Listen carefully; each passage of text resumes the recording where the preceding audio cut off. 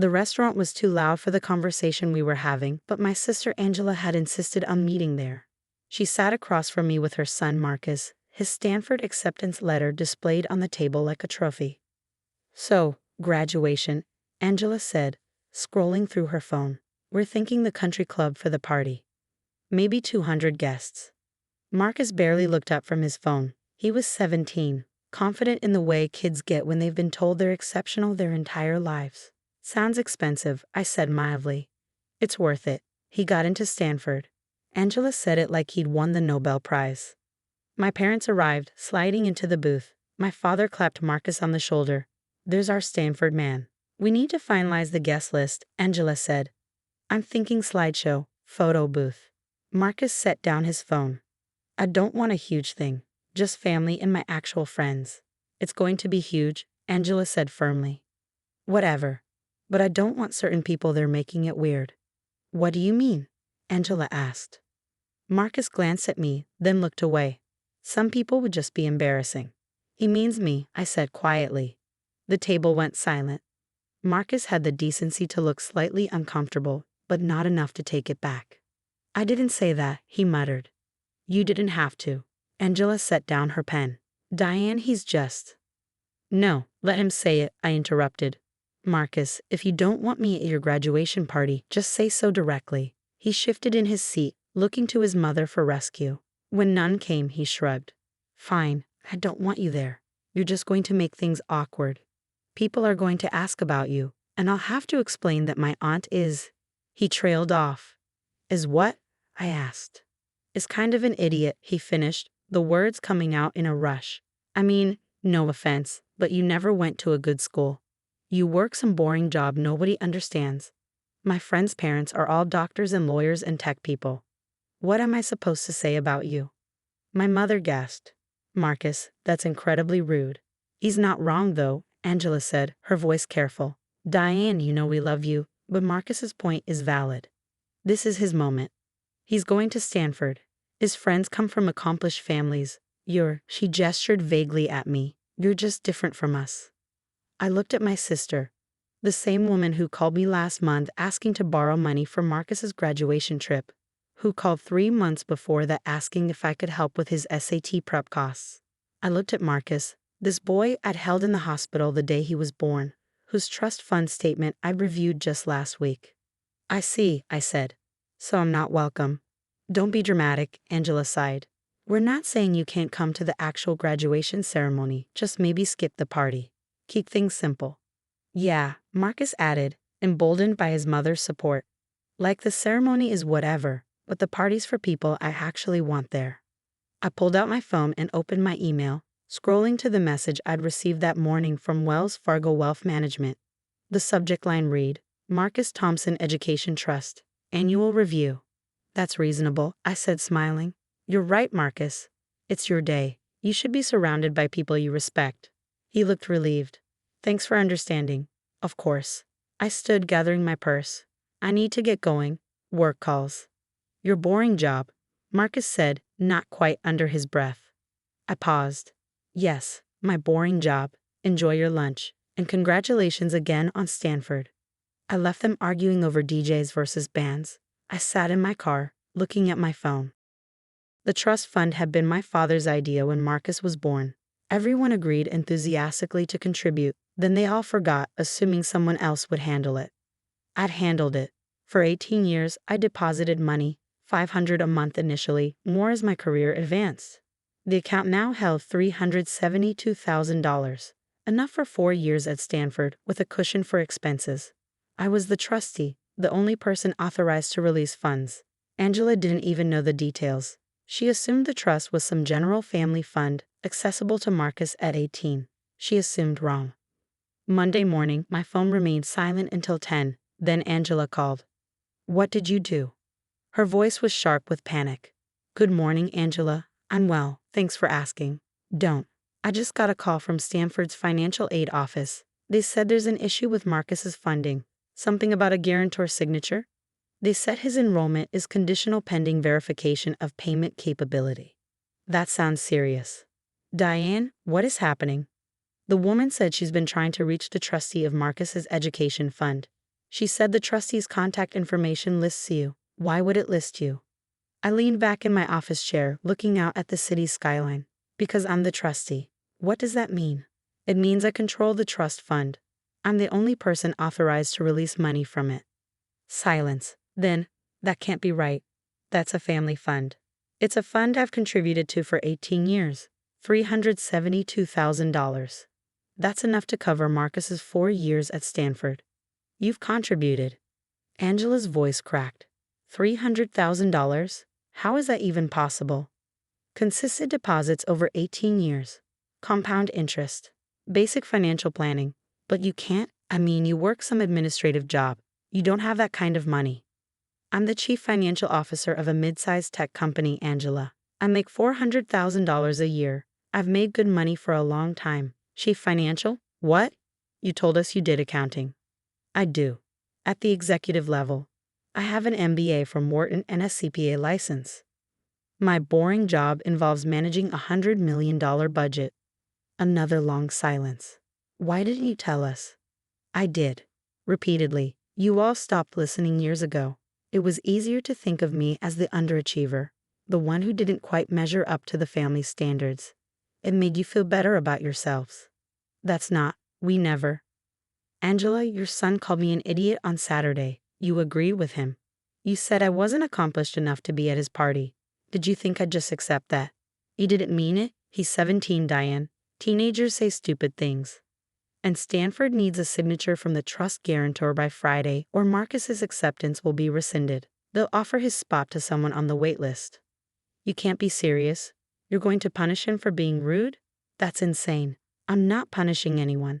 I'm making a decision about my own money. Money I earned, saved, and invested.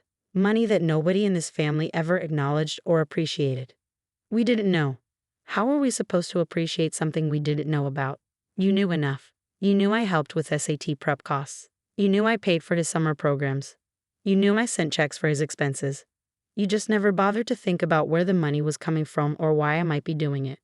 Because you're family. Family helps each other. Yes, Angela. Family helps each other. Family also respects each other. Family doesn't call each other idiots or ban them from celebrations. I could hear her breathing, sharp and fast. What do you want? You want him to apologize? Fine. I'll make him apologize. I'll make him grovel if that's what it takes. I don't want forced apologies. I want Marcus to go to a school where he learns that intelligence comes in many forms, that respect isn't conditional on prestige, and that the people who quietly support you deserve more than casual cruelty. So you're saying no? You're actually going to let him lose Stanford? I'm saying I'm not signing anything this week. Stanford's deadline is Friday. Marcus can make his own choices about what happens next. There is no choice. We can't afford Stanford without that money. We don't have $70,000 a year. I'm a teacher, Diane. Marcus's father hasn't paid child support in 5 years. This is it. This is his shot. Then he should have thought of that before he decided I was too much of an embarrassment to attend his party. He's a kid. He's old enough to get into Stanford. He's old enough to face consequences for his words. You're his mother. You should have taught him better. Instead, you reinforced his cruelty. You agreed that I wasn't good enough for his celebration. You validated everything he said. Angela was crying now. Please, Diane, please don't do this. I'm sorry. We're both sorry. You can come to the party. You can bring whoever you want. You can give a speech. I don't care. Just don't take this away from him. It was never his to begin with. It was mine. My money, my decision, my trust fund that I built over 18 years while you all dismissed me as the family failure. You're not a failure. We never said. You said it on Saturday. You said it every time you introduced me as just an accountant while bragging about your teaching career.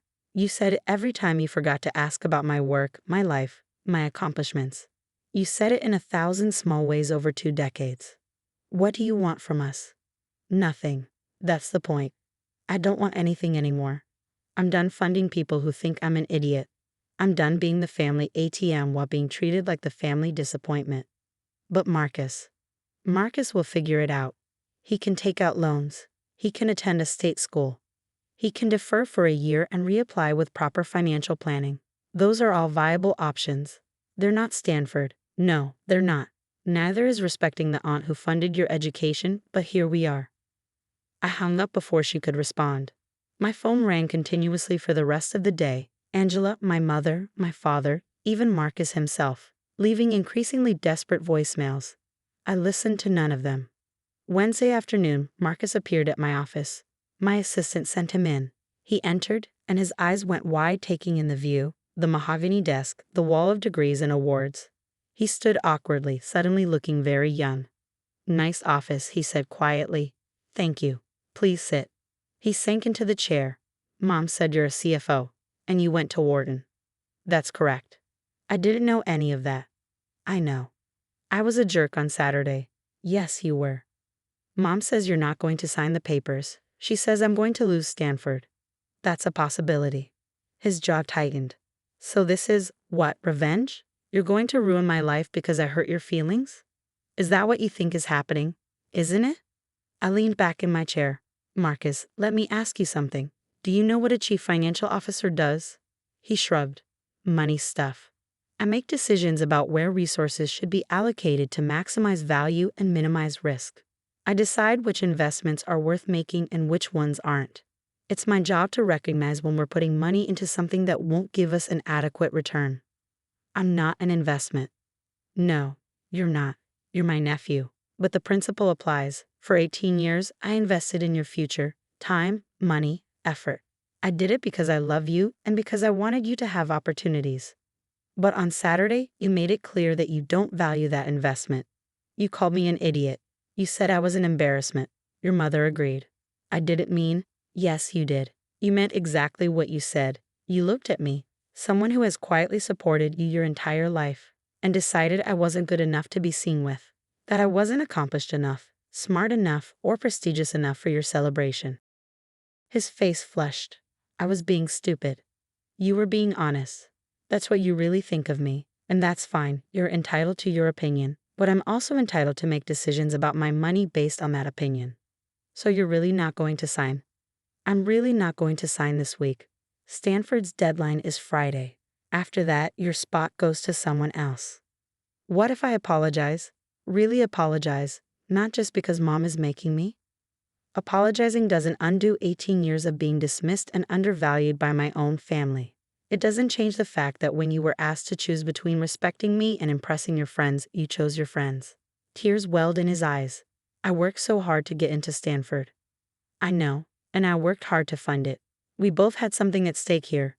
The difference is, you threw away my contribution without a second thought. Now you're facing the consequences." "That's not fair."